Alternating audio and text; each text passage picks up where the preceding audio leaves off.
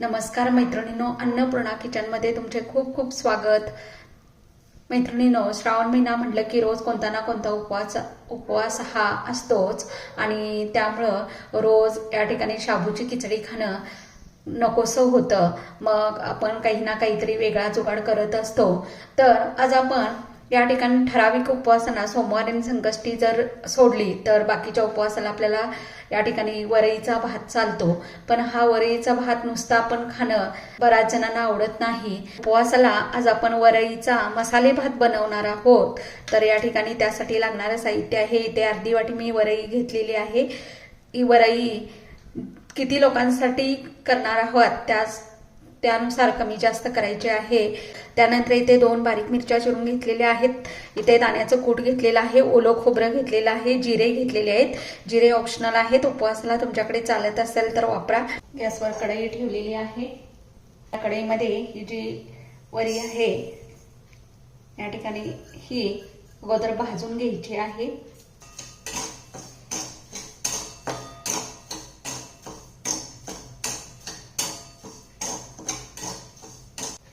तर इथे बघू शकता मस्त अशी आपली वरी भाजलेली आहे, त्याचा कलरही चेंज झालेला आहे, एकदम पांढरा पांढरा शुभ्र असा याचा कलर झालेला आहे।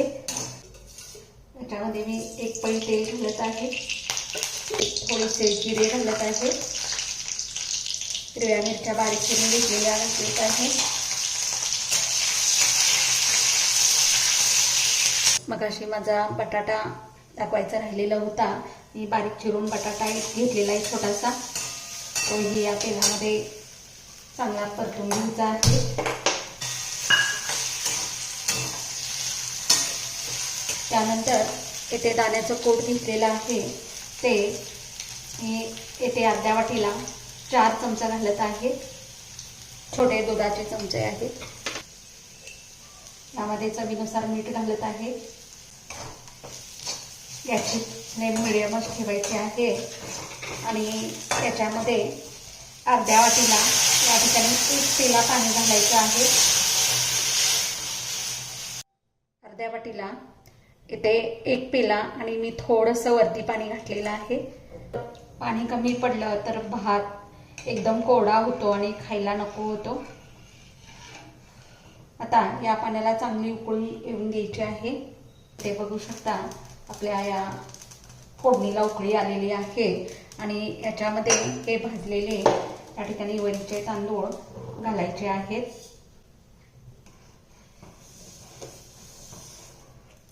जरी ही पातळ वाटत असले तरी याचा भात भरपूर होत असल्यामुळं हा भात शिजल्यानंतर अगदी सुट्टा होतो। मंद गॅसवर त्याला 5 मिनिटं शिजवून घ्यायचं आहे। तर बऱ्याच जणांना जरी या ठिकाणी उपवासाचा मसाले भात असला तरी कोरडा भात खायला आवडत नाही, तर त्यासाठी आपण उपवासाचं सार बनवणार आहोत।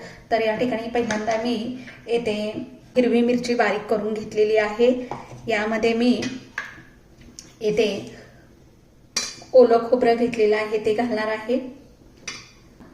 हिरवी मिरची मी अगोदर बारीक करून घेतलेली आहे, त्यातच मी ओलं खोबरं पुन्हा एकदा फिरवून घेणार आहे। आपली मिरची आणि खोबरं एकदम बारीक झालेलं आहे। त्याच्यामध्ये अर्धी पळी तेल घालत आहे। त्यानंतर यामध्ये मी फोडणीला जिरे घालत आहेत, इथे सुद्धा जिरे ऑप्शनल आहेत। जिरे तडतडल्यानंतर आपण जी ही मिरची खोबऱ्याची जी पेस्ट करून घेतलेली आहे ती यामध्ये घालायची आहे।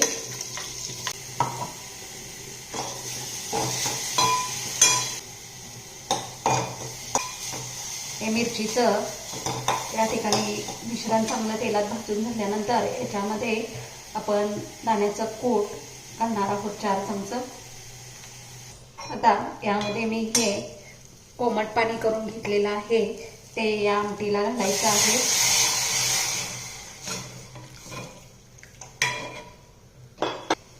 त्यामध्ये घालायचं आहे चवीनुसार मीठ। आता यामध्ये सुद्धा गोडी साखर चालते घातली तर, तुम्हाला जर आवडत असेल तर। आणि याला चांगली उकळी काढून घ्यायची आहे, मात्र याला उकळी काढताना गॅस एकदम बारीक ठेवायचा आहे, कारण यामध्ये दाण्याचं कूट असल्यामुळं लगेच हे उतू जातं. तर बघूया आपण आपला भात तयार झालेला आहे का. तर इथे बघू शकता आपला भात एकदम सुट्टा आणि छान असा झालेला आहे. ते बघू शकता बघा एकदम मोकळा झालेला आहे. तर इथे बघू शकता मस्त असा वरईचा मसाले भात आणि ओल्या खोबऱ्याचं सार तयार झालेला आहे.